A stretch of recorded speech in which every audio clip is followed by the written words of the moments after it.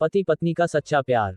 एक आदमी ने एक बहुत ही खूबसूरत लड़की से शादी की। शादी के बाद दोनों की जिंदगी बहुत प्यार से गुजर रही थी। वो उसे बहुत चाहता था और उसकी खूबसूरती की हमेशा तारीफ किया करता था। लेकिन कुछ महीनों के बाद लड़की चर्म रोग स्किन डिजीज से ग्रसित हो गई और धीरे धीरे खुद को इस तरह देख उसके मन में डर समाने लगा कि यदि वो बदसूरत हो गई तो उसका पति उससे नफरत करने लगेगा और वो उसकी नफरत बर्दाश्त नहीं कर पाएगी। इस बीच एक दिन पति को किसी काम से शहर से बाहर जाना पड़ा।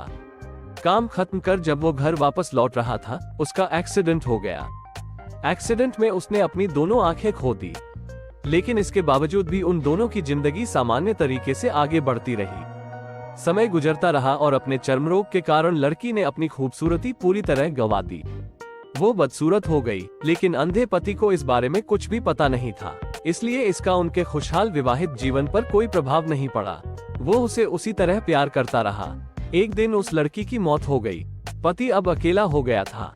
वो बहुत दुखी था। वो उस शहर को छोड़कर जाना चाहता था। उसने अंतिम संस्कार की सारी क्रियाविधि पूर्ण की और शहर छोड़कर जाने लगा।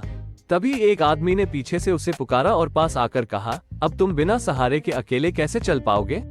इतने साल तो तुम्हारी पत्नी तुम्हारी मदद किया करती थी। पति ने जवाब दिया, दोस्त, मैं अंधा नहीं हूँ। मैं बस अंधा होने का नाटक कर रहा था, क्योंकि यदि मेरी पत्नी को पता चल जाता कि मैं उसकी बदसूरती देख सकता हूँ तो यह उसे उसके रोग से ज्यादा दर्द देता। इसलिए मैंने इतने साल अंधे होने का दिखावा किया। वो बहुत अच्छी पत्नी थी। मैं बस उसे खुश रखना चाहता था।